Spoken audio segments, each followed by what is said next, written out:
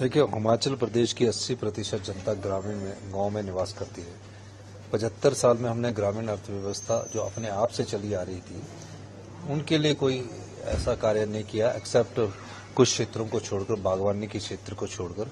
तो हमने इस दिशा में कदम उठाए और आज मुझे खुशी है कि हमने जो प्राकृतिक खेती जो हमारे बुजुर्ग उगाते आ रहे थे, उसके बाद इसमें यूरिया पेस्टिसाइड्स का यूटिलाइजेशन होने लगा। उसको कम करने के लिए आज हमने प्राकृतिक खेती का मिनिमम सपोर्ट प्राइस जो गेहूं का 60 रुपये और मक्की का 40 रुपये और टर्मरिक का 90 रुपये प्रति किलो के हिसाब से घोषित किया। इससे गांव के लोगों की आर्थिक समृद्धि आएगी।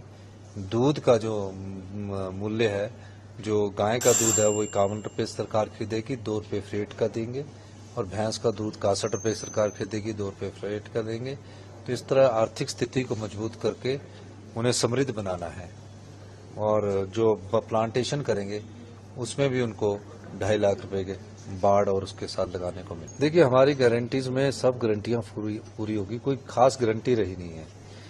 इंदिरा गांधी सुख सम्मान निधि योजना स्टार्ट हो गई है, 30,000 लोगों को हमने दी चुके हैं। अगले साल हम 50,000 1 लाख के करीब और लोगों को देंगे।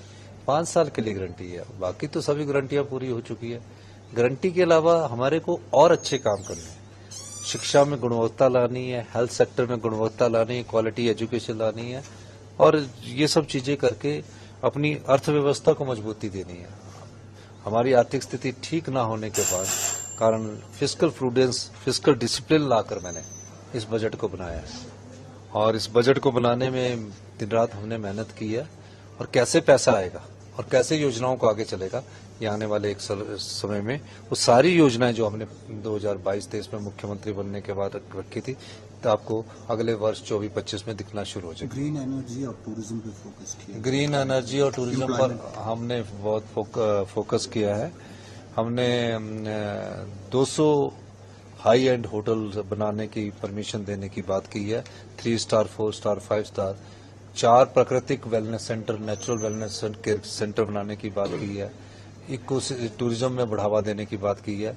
कोई बाहर का आदमी होटल, हॉस्पिटल में इन्वेस्ट करना चाहता है, उनको बुलाने की बात की है। निश्चित तौर पर मुझे लगता है कि इस दिशा में हम आगे बढ़ेंगे। एम्प्लॉयज को भी सौगात मिली है और मैं एम्प्लॉयज का धन्यवादी हूँ। इस बार उन्होंने कोई मांग नहीं की थी, लेकिन मैंने देखा कि एम्प्लॉयज और गांव के आदमी, व्यक्ति, बागवान, किसान सबको साथ लेकर हम आगे बढ़े जाए।